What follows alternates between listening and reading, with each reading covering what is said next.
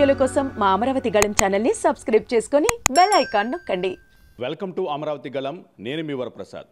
ఆంధ్రప్రదేశ్ రాష్ట్రంలో మరికొన్ని రోజుల్లో సార్వత్రిక ఎన్నికలు జరగనున్నాయి. ఈ నేపథ్యంలో రాష్ట్ర వ్యాప్తంగా ప్రజలు ఆసక్తిగా చూసే నియోజకవర్గాల్లో ఒకటి గుంటూరు పశ్చిమ నియోజకవర్గం.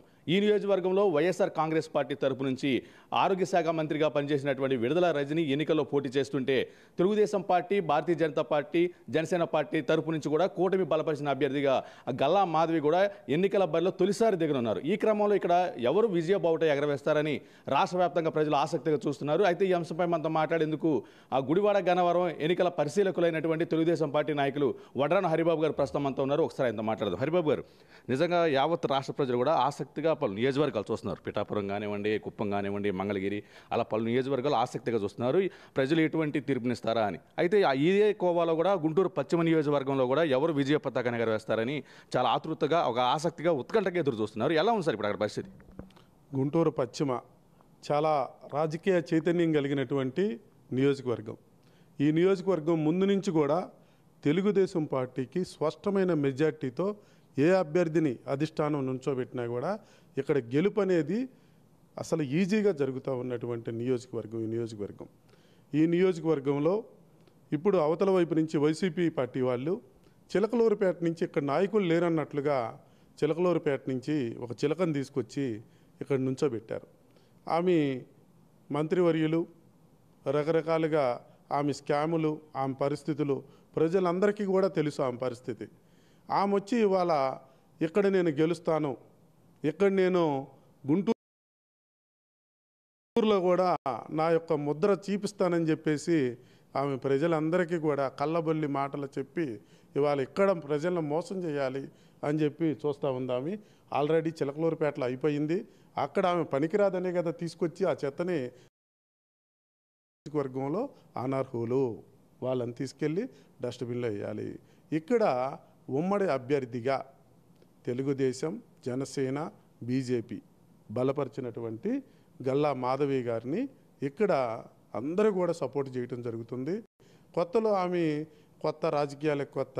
ఆమె రాజకీయాలకు పనికొచ్చిద్దా అని ఇలాంటి విమర్శలు అందరూ చేశారు.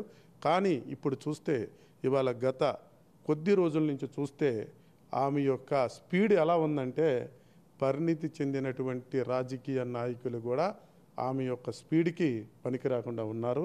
ఇవాళ ప్రజల్లో, సామాన్య ప్రజల్లోకి ఆమె స్పీడ్గా చొచ్చుకొని వెళ్ళి వారి సమస్యలు అడిగి తెలుసుకొని, నన్ను అధికారంలోకి రాగానే నన్ను మీరు గెలిపించినట్లయితే మీ యొక్క స్థానికంగా ఉన్న సమస్యలు ఏమైతే ఉన్నాయో వాటన్నిటిని నేను దగ్గరుండి పరిష్కరిస్తాను, మీకు అండగా ఉంటానని చెప్పేసి ప్రజలకి హామీ ఇస్తూ ఆమె ముందుకు వెళ్ళటం జరుగుతూ ఉంది. ఇవాళ మనం గుంటూరు వెస్ట్లో కనుక చూసుకుంటే తెలుగుదేశం కార్యకర్తలు, నాయకులు, అలాగే వీళ్ళకంటే ముఖ్యంగా జనసేన నాయకులు, జనసేన వీర మహిళలు చాలా స్పీడుగా, చాలా ఉత్సాహంగా ఈ యొక్క క్యాండిడేట్ని గెలిపించాలి అని చెప్పేసి ఉరకలెత్తుతూ ఇవాళ వాళ్ళ అధినేత అయినటువంటి పవన్ కళ్యాణ్ గారి పిలుపు మేరకు జన సైనికులు కూడా చాలా ఉత్సాహంగా ఉన్నారు. ఇవాళ ఈ యొక్క చిలకలూరుపేట నుంచి వచ్చినటువంటి ఈ యొక్క విడుదల రజనీని వీళ్ళందరూ కలిసి తగిన బుద్ధి చెప్పేసేసి ఓటమి చూయించి ఆమెను ఇంటికి సాగనంపుతారు. మరి చిలకలూరుపేట వెళ్తారో, హైదరాబాద్ వెళ్తారో ఆమె ముందే నిర్ణయించుకుంటే బాగుంటుందని ఈ సందర్భంగా తెలియజేస్తా ఉన్నా.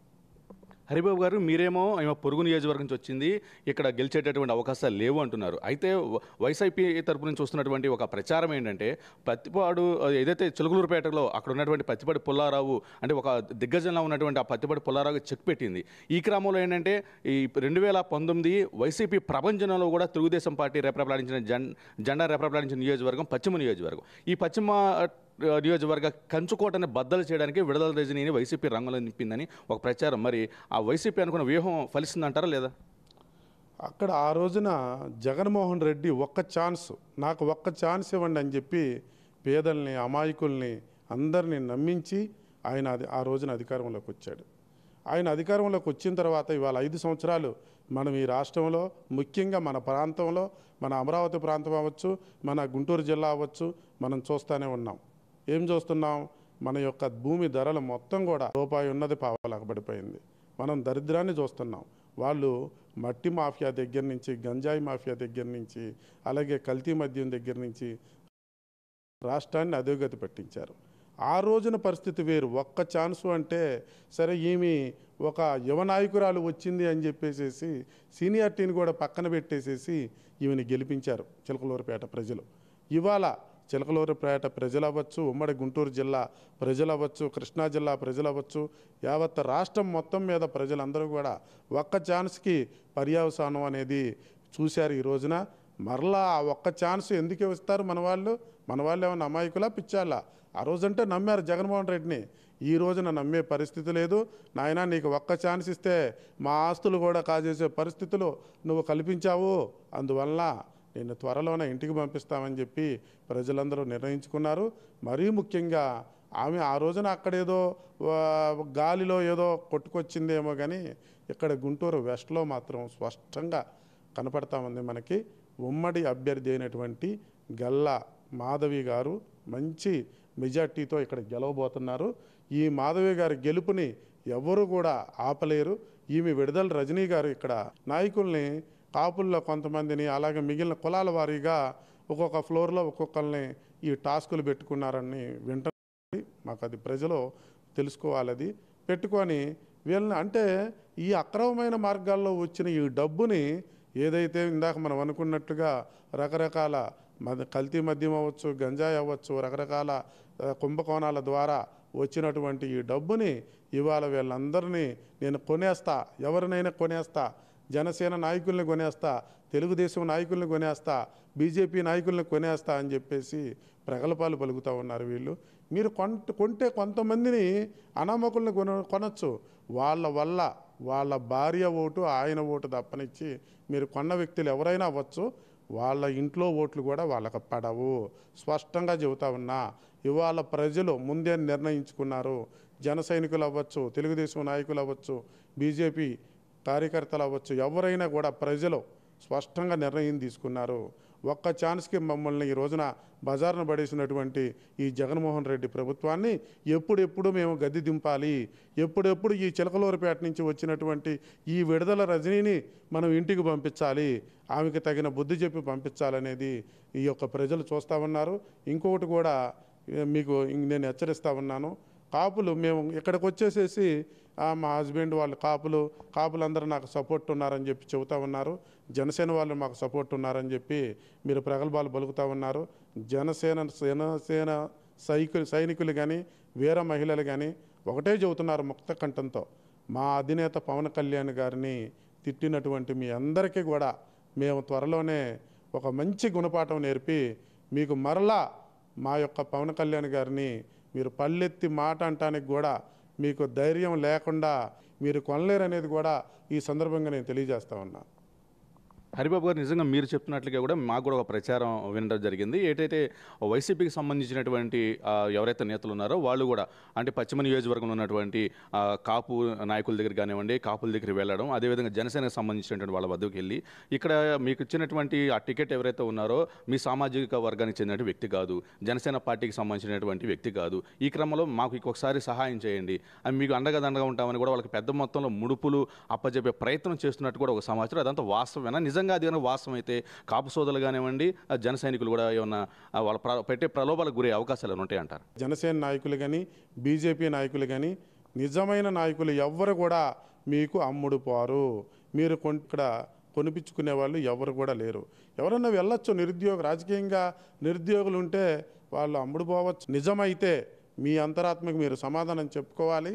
రాష్ట్రాన్ని మీరు ఇలా అన్యాయంగా అగాధంలోకి వదిలేసి మీరు అమ్ముడు పోయినట్లయితే ప్రజలు మిమ్మల్ని భవిష్యత్తులో క్షమించరని కూడా హెచ్చరిస్తూ ఉన్నాను. ముఖ్యంగా వాళ్ళు ఇందాక మీరు అడిగినట్లుగా కాపు నాయకులు ఎవరు కూడా ఒకటే గుర్తుపెట్టుకోవాలి. అందరూ కూడా ఆల్రెడీ 80-90% మాత్రము మాకు చరిత్రలో నిజంగా మేలు చేసింది కాపు జాతికి ఒక చంద్రబాబు నాయుడు గారు మాత్రం అనేది చెబుతా ఉన్నారు. ఎందువల్లంటే ఆయన 2014 ఎలక్షన్లో మేనిఫెస్టోలో ఆయన 5,000 కోట్ల రూపాయలతో నేను కాపు కార్పొరేషన్ ఏర్పాటు చేస్తాను, కాపులకి నేను నిజమైన మేలు చేస్తానని చెప్పిన మహానుభావుడు చంద్రబాబు నాయుడు గారు. ఆయన చెప్పిన దాని ప్రకారం అధికారంలోకి రాగానే ఆయన కాపు కార్పొరేషన్ ఏర్పాటు చేసి సుమారుగా ఆయన అధికారం నుంచి దిగిపోయే టయానికి 3,350 కోట్ల రూపాయలని ఈ యొక్క కాపు కార్పొరేషన్ ద్వారా కాపు సోదరులకి, కాపు బిడ్డలకి అందరికీ కూడా లబ్ధి చేకూరేటట్లుగా ఆయన చేసిన మహానుభావుడు ఆయన. అలాంటి వ్యక్తిని మనం ఇవాళ కాదనుకోవటం అనేది చాలా బాధాకరం. ఎవ్వరు కూడా అలాంటి ఎవడైనా సంస్కారం ఉన్నటువంటి ఏ వ్యక్తి కూడా చంద్రబాబు నాయుడు గారు చేసిన మేలు మరిచిపోరు. ఇది మాత్రం స్పష్టంగా అందరూ గుర్తుపెట్టుకోవాలి. అలాగే పవన్ కళ్యాణ్ గారిని వీళ్ళు Jaganmohan Reddy and Paytm batch 3 పెళ్ళిళ్ళని, ప్యాకేజ్ స్టార్ అని ఇష్టం వచ్చినట్లుగా మాట్లాడారు.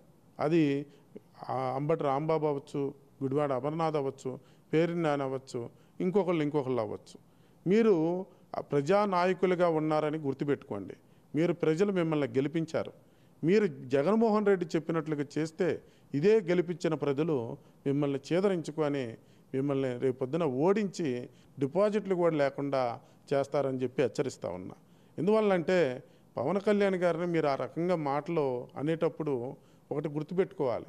పవన్ కళ్యాణ్ గారు అలాగే మెగాస్టార్ చిరంజీవి గారు వారి ఫ్యామిలీ ఎలాంటిది, వారి పరిస్థితులు ఎలాంటిది అనేది మీరు తెలుసుకోవాలి. ఎందువల్లంటే ఆయన సినిమాల్లో వచ్చే ఆదాయాన్ని కూడా వదులుకొని యొక్క పవన్ కళ్యాణ్ గారు ఆయన యొక్క సొంత డబ్బుని కౌలు రైతుల కోసం, పంట నష్టపోయిన రైతుల కోసం సుమారుగా ఒక 24 కోట్ల రూపాయలు ఆయన ఖర్చు పెట్టడం జరిగింది. అలాగే రాష్ట్రంలో ఎక్కడ ఏ విపత్తు వచ్చినా కూడా పవన్ కళ్యాణ్ గారు నేనున్నా అని చెప్పేసి వచ్చి ఆదుకోవటం జరుగుతూ ఉంది.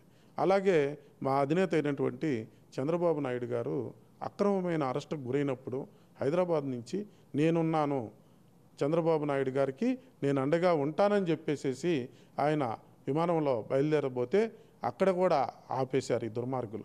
ఆయన రోడ్డు మార్గాన్ని వస్తే జగ్గేపేట దగ్గర ఆపేసి నువ్వు వెళ్ళటానికి వీల్లేదన్నారు. అంటే మనం పాకిస్తాన్లో ఉన్నామా, ఇండియాలో ఉన్నామా మనకు అర్థం కావట్లా. ప్రజాస్వామ్యమా లేదా నిరంకుశమా అర్థం కావట్లా. ఆయన అవసరమైతే దేనికైనా నేను ఎదిరించి నేను తెలుగుదేశం పార్టీ అధినేత చంద్రబాబు నాయుడు గారికి మద్దతు ఉంటానని చెప్పేసి వచ్చి చంద్రబాబు నాయుడు గారికి కష్టకాలంలో మద్దతు ఇచ్చి నిజమైన మనసున్న నాయకుడిగా నిలబడిన నాయకుడు పవన్ కళ్యాణ్ గారు. ఇలాంటి నాయకుల్ని మీరు ఇన్ని మాటలు అంటామంటే ఎవ్వరు కూడా జన సైనికులు కానీ కాపులు కానీ ఎవ్వరు కూడా మీ కాపు ముసుగులో మీరు రాజకీయాలు చేస్తే మిమ్మల్ని సహించే పరిస్థితుల్లో లేరు. మీ మాటలు ఎవరు వినరు. మీకు ఓట్లేసే పరిస్థితి కూడా గుంటూరు వెస్ట్లో కానీ అలాగే గుంటూరు పార్లమెంటు పరిధిలో కానీ లేదని చెప్పేసి ఈ సందర్భంగా మీకు తెలియజేస్తా ఉన్నా. హరిబాబు గారు, గుంటూరు పశ్చిమ నియోజకవర్గం తెలుగుదేశం పార్టీ అభ్యర్థిగా వడ్రానం హరిబాబు పేరు వినిపిస్తుందని కూడా ఒక పెద్ద ఎత్తున ప్రచారం జరిగింది. అటువంటి నేపథ్యంలో అధిష్టానం మీకు టికెట్ ఎందుకు ఇవ్వలేదంటే ఏం చెప్తారు? నేను తెలుగుదేశం పార్టీ దీనిలో ఒక క్రమశిక్షణ కలిగిన కార్యకర్తగా మొదలుపెట్టి నేను జిల్లా స్థాయి నుంచి రాష్ట్ర స్థాయికి రాష్ట్ర కార్యదర్శిగా ఈరోజు ఉన్నాను. అలాగే నేను ఒక గుడివాడ నియోజకవర్గానికి అంతకుముందు 2019లో పార్టీ ఓడిపోగానే చాలామంది నాయకులు వాళ్ళ వ్యాపారాలు చూసుకోవటమో లేకపోతే ఇంకోటో వెళ్ళిపోయారు. పార్టీకి అండగా ఉండాలి, నాకు ఇష్టమైన నాయకుడు నారా చంద్రబాబు నాయుడు గారు, వారిని మనము అండగా ఉండి వారికి సపోర్టుగా ఉండి కష్టకాలంలో నిలబడాలనే ఉద్దేశంతో నేను 2019లో ముందుగా నరసరావుపేట నియోజకవర్గం అబ్జర్వర్గా వేశారు. తర్వాత గుడివాడలో వేశారు. గుడివాడలో 2 సార్లుగా బాబు గారు 2 సార్లు నన్నే అబ్జర్వర్గా కొనసాగించారు. అక్కడ పంచాయతీ ఎలక్షన్లు కూడా నేనే చేశాను. ఆ తర్వాత గన్నవరం నియోజకవర్గం అబ్జర్వర్గా వేశారు. అక్కడ బచ్చుల అర్జునుడి గారు ఇన్ఛార్జిగా ఉన్నారు. వారు చనిపోయిన తర్వాత ఈ యార్లగడ్డ వెంకట్రావు గారు వచ్చేంతవరకు కూడా ఈ 8 నెలలు కూడా అబ్జర్వర్ అలాగే ఇన్ఛార్జ్ బాధ్యతలు కూడా నన్ను చూసుకోమని అంటే నేను పూర్తి బాధ్యతలు చూసుకొని బాబు గారి మీద ఉన్నటువంటి విధేయత, పార్టీ మీద ఉన్నటువంటి క్రమశిక్షణతో నేను మసులుకొని ఆయన అప్పచెప్పిన బాధ్యతలు సక్రమంగా నిర్వర్తించి నా విధేయతని, నా యొక్క పార్టీ మీద ఉన్నటువంటి క్రమశిక్షణని నిరూపించుకున్నా. అలాగే ఇవాళ ఇక్కడ మనం చూసుకుంటే గుంటూరు వెస్ట్కి నేను మ్యాక్సిమం నాకు వస్తుందనే నేను అనుకున్నాను. ఎందువల్లంటే నేను అన్ని విధాలుగా నేను పార్టీకి ఈ యొక్క అర్హతలు నాకున్నాయని చెప్పేసి నేను నమ్మాను. అలాగే నా వర్గం అందరూ కూడా అలాగే అనుకున్నారు. ఈ పార్లమెంటు పరిధిలో ఒక కాపుకి ఒక సీట్ అనేది కూడా ఇస్తే బాగుండేదని అనుకున్నారు.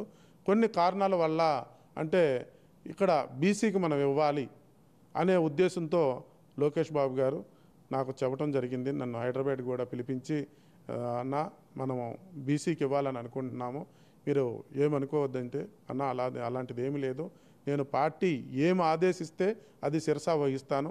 అలాగే ఇప్పుడు మేము దగ్గరుండి ఒకవేళ మీరు గల్లా మాధవి గారికి ఇస్తానని చెప్పేసి మీరు నిర్ణయించుకున్నట్లయితే మీ మాట శిరసా వహించి గల్లా మాధవి గారిని మంచి మెజార్టీతో గెలిపించుకొని తీసుకువచ్చి మీకు బహుమతిగా మేము అప్పచెబుతాము. అంతేగాని పార్టీ నిర్ణయానికి కట్టుబడే ఉంటాం, కానీ మేము ఎలాంటి వ్యతిరేక నిర్ణయాలు తీసుకోమని చెప్పి ఆ రోజున లోకేష్ బాబు గారికి స్పష్టంగా చెప్పి రావడం జరిగింది. ఇది తెలుగుదేశం పార్టీలో మా యొక్క స్వర్గీయ ఎన్టీ రామారావు గారు ఈ క్రమశిక్షణ అనేది ఆ రోజు పార్టీ పెట్టినప్పటి నుంచి ప్రతి ఒక్క వ్యక్తికి నేర్పుతున్నటువంటి పరిస్థితి ఇది. ఈ క్రమశిక్షణ అనేది అదే క్రమశిక్షణ ప్రతి నాయకుడి దగ్గర నుంచి కార్యకర్త వరకు కూడా ఉంటుంది. అందరూ కూడా గుంటూరు వెస్ట్కి చాలామంది ట్రై చేశారు, సుమారుగా 15 మంది ట్రై చేశారు. వారిలో కాపులు ఉన్నారు, బీసీలు ఉన్నారు, ఓసీ కమ్మ ఉన్నారు, అందరూ ఉన్నారు. కానీ అందరూ కూడా ఎవరు కూడా ఎక్కడ కూడా మీరు గమనించండి, ఎవరు కూడా వ్యతిరేకించలేదు. ఏదైతే అధినేత తీసుకున్న నిర్ణయానికి కట్టుబడి ఉండి అందరూ కూడా ఆమె గెలుపుకి, గల్లా మాధవి గారి గెలుపుకి మేమందరం కూడా కృషి చేస్తూ ఉన్నాం. భవిష్యత్తులో ఆమెని మంచి మెజార్టీతో గెలిపించుకుంటామని చెప్పి ఈ సందర్భంగా మీకు తెలియజేస్తా ఉన్నాం. సార్, ఈ సందర్భంగా చివరిగా అంటే అది చాలా రకరకాల ప్రచారాలు జరుగుతున్నాయి. మా గల్లా మాధవి పైన కూడా ఆమె కూడా మొన్న ప్రెస్ మీట్ పెట్టి కూడా నా పైన బురద జల్లే ప్రయత్నానికి వైసీపీ తెరదీసిందని కూడా ఆమె కూడా ఒక ఆవేదన వ్యక్తం చేసినటువంటి పరిస్థితి. ఈ క్రమంలో పశ్చిమ నియోజకవర్గ ప్రజలకు కానివ్వండి, అక్కడ ఉన్నటువంటి ఆ పార్టీలకు సంబంధించినటువంటి ఆ క్యాడర్కి కానివ్వండి, మీరు ఇచ్చేటటువంటి సలహాలు కానివ్వండి, సూచన కానీ, సందేశం ఏంటంటే ఏం చెప్తారు? ఈ సందర్భంగా ఇంకా ఎలక్షన్లు కొద్ది రోజులు మాత్రమే మనకున్నాయి. మన భవిష్యత్తు, మన వెస్ట్ నియోజకవర్గంలో ప్రజలందరికీ కూడా నేను ఇచ్చే సందేశం ఏమిటంటే, మన భవిష్యత్తు మన చేతుల్లోనే ఉంది. ఇప్పుడు ఈ కొద్ది రోజుల్లో మనం తీసుకునే నిర్ణయాన్ని బట్టే మన భవిష్యత్తు ఉంటుంది, రాష్ట్ర భవిష్యత్తు ఉంటుంది. ఈ సందర్భంగా మరొక్కసారి నేను చెప్పేది ఏంటంటే, వాళ్ళు పెట్టే ప్రలోభాలు కానీ, వాళ్ళు ఇచ్చే ఇంకా తాయిలాలు అవ్వచ్చు, లేకపోతే నయానా భయానా ఏదో రకంగా ఈ ఎలక్షన్లో మనల్ని అందరినీ ఆల్రెడీ 2019లో మోసం చేశారు. మరలా వాళ్ళు మోసం చేసి అధికారంలోకి రావాలి, అలాగే ఈ రాష్ట్రాన్ని ఇంకా ఇంకా దోచుకోవాలని దుర్మార్గం ఆలోచనతో ఉన్నారు. మన వెస్ట్ అభ్యర్థి అయినటువంటి ఈ చిలకలూరుపేట నుంచి వచ్చినటువంటి విడుదల రజనీ గారు అయితే ఆమె ఇంకా జనాల్ని ఏదో నేను ఇక్కడ సాధిస్తాను, మీ అందరిని మోసం చేసి మీ చెవుల్లో పూలు పెట్టేసేసేసి నేను ఇక్కడ గెలుస్తాననే పిచ్చి భ్రమలో ఉన్నారు. ప్రజలందరికీ నేను ఒకటే చెబుతా ఉన్నా, గుర్తుపెట్టుకోండి, నిజమైన మనకు అభివృద్ధి చేసేది తెలుగుదేశం, జనసేన, బీజేపీ సంకీర్ణ ప్రభుత్వమే. మన యొక్క ఉమ్మడి కూటమి అభ్యర్థి అయినటువంటి గల్లా మాధవి గారినే సైకిల్ గుర్తు మీద మనం ఓటు వేసి గెలిపించుకోవాలి. అలాగే మన యొక్క పార్లమెంటు అభ్యర్థి అయినటువంటి ఉమ్మడి అభ్యర్థి అయినటువంటి పెమ్మసాని చంద్రశేఖర్ గారు మంచి వ్యక్తి, ఉన్నత విద్యా ప్రమాణాలు కలిగినటువంటి వ్యక్తి. ఆయన సైకిల్ గుర్తు మీద ఆయనకు కూడా మనం ఓటు వేసి మనం గెలిపించుకోవాలి.